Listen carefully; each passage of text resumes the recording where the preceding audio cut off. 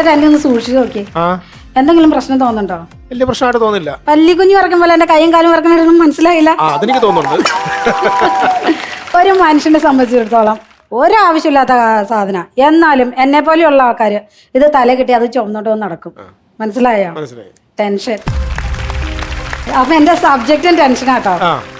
എൻ്റെ പേര് സംഗീത, എറണാകുളം ജില്ലയിലെ കരിമുകൾ എന്ന സ്ഥലത്ത് നിന്നാട്ടോ വരുന്നത്. അത് മാത്രം ഞാൻ ഒരു ടെൻഷനും ഇല്ലാതെ ഞാൻ പറയും. ഞാൻ ഇന്ന് ബസ് കയറി ഇവിടെ എത്തണ വരെ ആ കണ്ടക്ടർ അങ്ങോട്ട് പോകുമ്പോഴും ഇങ്ങോട്ട് പോകുമ്പോഴും ഒരു നോട്ട തന്നെ, പിന്നെ സൈഡിൽ മാറി നിന്നിട്ട് രൂക്ഷമായിട്ട് നോക്കണം. എനിക്ക് പിന്നെ ടെൻഷൻ അടിക്കാൻ പിന്നെ വേറെ വല്ലതും വേണോ? പക്ഷെ എന്നാലും ചേച്ചി നമ്മൾ വിട്ടുകൊടുക്കാമോ? എടപ്പള്ളി എത്താറായപ്പോൾ ഞാൻ ആ ടിക്കറ്റ് അങ്ങ് എടുത്തു. പുള്ളിയുടെ നോട്ടവും നിർത്തി, എൻ്റെ ടെൻഷനും മാറി. ആദ്യം കഴിഞ്ഞിട്ട് ഇവിടെ വന്ന് ഇറങ്ങപ്പോഴേ ഒരു ചെറുക്കൻ ബൈക്കും കൊണ്ട് തീരെ പ്രകടനപത്രികയല്ല, അഭ്യാസ പ്രകടനം. ഞാൻ എന്നിട്ട് ഇത് നോക്കി നിന്നപ്പോ ഇവൻ അവിടെ കിടന്ന് ബൈക്ക് ഓടിക്കണ്, നിന്ന് ബൈക്ക് ഓടിക്കണ്. അതും പോരാത്തന്നെ അവിടെ നിന്ന് ഏറ്റവും നല്ലൊരു കുഴി തെരഞ്ഞെടുത്ത് അവൻ അതിൽ മരണക്കിണറിൽ ഓടിക്കും പോലെ കിടന്ന് കുടിച്ചോണ്ടിരിക്കണം. സത്യം പറഞ്ഞാൽ എനിക്ക് ടെൻഷനായിട്ട് ഇങ്ങോട്ട് വരാനുള്ള തിരക്കണ്ട് ഞാൻ ഓടി ഇങ്ങ് പോന്നൂട്ടാ. ഒരു 10 മിനിറ്റ് കഴിഞ്ഞപ്പോൾ എൻ്റെ കൂട്ടുകാരത്തി ഫോണിൽ വിളിച്ചിട്ട് എന്നോട് പറയാ, എടി ആ ചെറുക്കൻ തല തല്ലി വീണ് ആശുപത്രിയിൽ എടുത്തോണ്ട് പോയേക്കുന്നു. എനിക്ക് അപ്പോഴാണ് സമാധാനമായത്. ഞാൻ എന്താ സംഭവിക്കണേന്ന് അറിയാതെ അവിടെ കിടന്ന് ടെൻഷൻ അടിച്ചുകൊണ്ടിരിക്കുകയായിരുന്നു. ഇനിയിപ്പോൾ എൻ്റെ വീട്ടിൽ വന്ന എൻ്റെ അച്ഛൻ്റെ ടെൻഷൻ.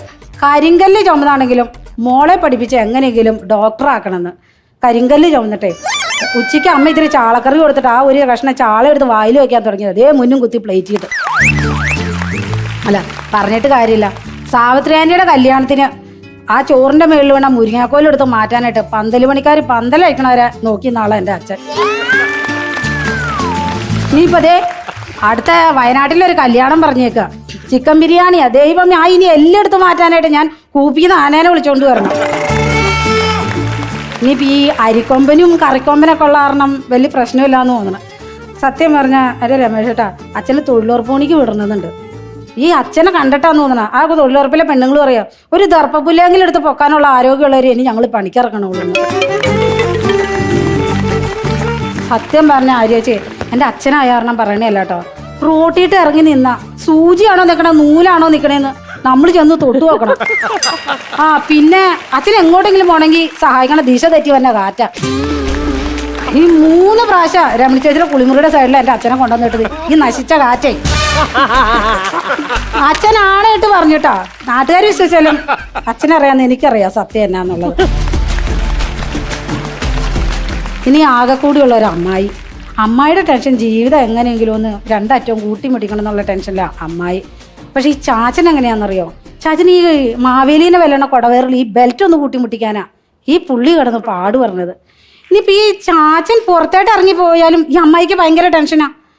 വേറെ ഒന്നല്ല, ഈ പുള്ളി ഭയങ്കര സഹായിയാന്നേ. പുള്ളി മതം പൊട്ടിയിരിക്കുന്ന ആനേനെ ചങ്ങല അഴിക്കാൻ സഹായിക്കുക, പേ പിടിച്ചിരിക്കുന്ന ആൾക്ക് കടിക്കാൻ ആളെ കൊണ്ടുവന്ന് കൊടുക്കുക, ഇതൊക്കെയാണ് പുള്ളിയുടെ സഹായം. ഈ കഴിഞ്ഞ ദിവസം ഓണത്തിന് ഓണമൊക്കെ എങ്ങനെ ഉണ്ടായിരുന്നില്ല? പക്ഷേ അടിപൊളിയായിരുന്നു. ഈ ഓണത്തിന് മലക്കറി വാങ്ങാനായിട്ട് പറഞ്ഞു കേട്ടോ. ഇത് പോണ വഴിക്കേ ഒരു തുരപ്പം കിടന്ന് അങ്ങോട്ടും ഇങ്ങോട്ടും വളഞ്ഞും തിരിഞ്ഞു ഓടന്ന് അത് പിടിക്കാൻ പോയ മലമ്പാമ്പ് കെട്ടുകൂടി കിടക്കണം. ചാച്ച ചെന്ന് പറഞ്ഞു, ചമ്മണ്ട ഇങ്ങോട്ട് വാ, ഞാൻ കെട്ടഴിച്ച് തരാമെന്ന്. എൻ്റെ ദേ വീട്ടിൽ അതിനെയും പിടിച്ചോണ്ട് പറഞ്ഞിട്ട് അമ്മായി ദൂരെന്ന് കണ്ടപ്പോഴേക്കും അമ്മായിയുടെ കിളി പോയി. എൻ്റെ ദൈവമേ ടെൻഷന് ഓടിച്ച് എന്നിട്ട് ആ മലക്കറി മേടിച്ച് പറമ്പിട്ടും കളഞ്ഞ് ആ മലമ്പാമ്പിനെ പിടിച്ചത് ഫ്രിഡ്ജിലും കൊണ്ടുവന്ന് വെച്ചേക്കണം.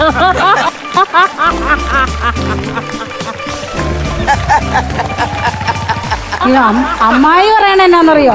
എൻ്റെ ദൈവമേ എന്തോ ഒരു ആലോചന എനിക്ക് വന്നതാ, എന്നിട്ട് ഞാൻ ഓടിക്കേറി വാതിലടച്ചത് ഈ പുലിമടയിലാളോന്നാ അമ്മായി പറയണത്. നമ്മൾക്ക് ഈ സുഖമില്ലാതെ ആകുമ്പോൾ ഈ ഡോക്ടറെ കാണാൻ പോകൂലേ, അമ്മയ്ക്ക് ടെൻഷൻ അടിച്ചാൽ അതുപോലെ അമ്മ ഈ ജോത്സ്യനെ കാണാനാണ് പോണത്. ഈ 4ാം ക്ലാസ്സിൽ 4 കൊല്ലം തൊട്ട് നാട് വിട്ടുപോയതിൻ്റെ പേരിൽ എൻ്റെ അമ്മ മാത്രം ഉണ്ണീന്ന് വിളിക്കുന്ന ആ ജോത്സ്യം പറയാതെ രാവിലെ പുട്ടുകുറ്റിന്ന് പുട്ടുപോലും അമ്മ കുത്തി താഴ്ത്തിയിട്ടിടില്ല. ഈ കഴിഞ്ഞ മാസം ചാച്ചന് അറ്റാക്ക് വന്നപ്പോൾ ഈ ജോത്സ്യം വിളിച്ചു പറയാ, എനിക്ക് പരിചയമുള്ള വീടാ, രാഹുകാലം കഴിഞ്ഞിട്ട് അരമണിക്കൂർ കഴിഞ്ഞിട്ട് ഇറങ്ങിയാച്ചാൽ മതിയെന്ന്.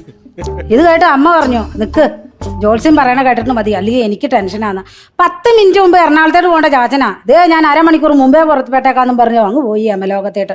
ആ ജോത്സ്യന്റെ നിപ്പൊന്ന് കാണണം, ഈ പോത്തിനെ മറന്ന കാലിനെ പോലെ ഞങ്ങളുടെ വാതൊക്കെ വന്ന് നിൽക്കുക.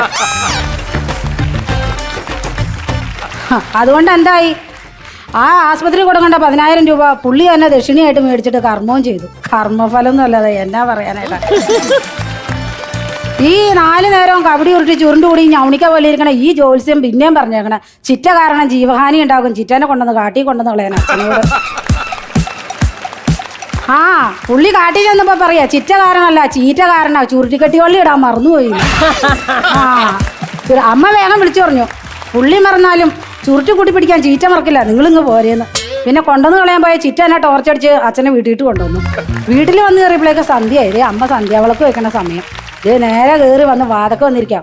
ഉമ്മറത്തുനിന്ന് മാറിയിരിക്കുക ഹനുമാൻ സ്വാമിക്ക് വിളക്ക് വെക്കാന്ന്. പാവ എൻ്റെ അച്ഛൻ ദയനീയ അവസ്ഥയിൽ അമ്മോട് ചോദിച്ചു, എൻ്റെ സരസ്വതി 7 കടലും കടന്ന് ഈ ലങ്കയും കത്തിച്ച് വന്നിട്ട മനുഷ്യനാണോ ഈ വട്ടയിലേൽ വീട്ടിലിരിക്കും പോലത്തെ എന്നെ വന്ന് മറികടക്കാനായിട്ട് പ്രയാസം. അതും പറയാ.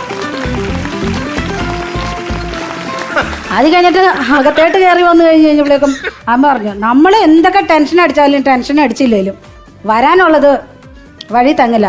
പെട്രോൾ തീർന്ന ഇലക്ട്രിക് വണ്ടിയില്ലെങ്കിലും നമ്മുടെ അടുത്ത് എത്തിയിരിക്കും. ഇത് പറഞ്ഞു കഴിഞ്ഞപ്പോഴേക്കും എൻ്റെ ടെൻഷൻ മൊത്തം അങ്ങ് മാറിയിട്ടോ.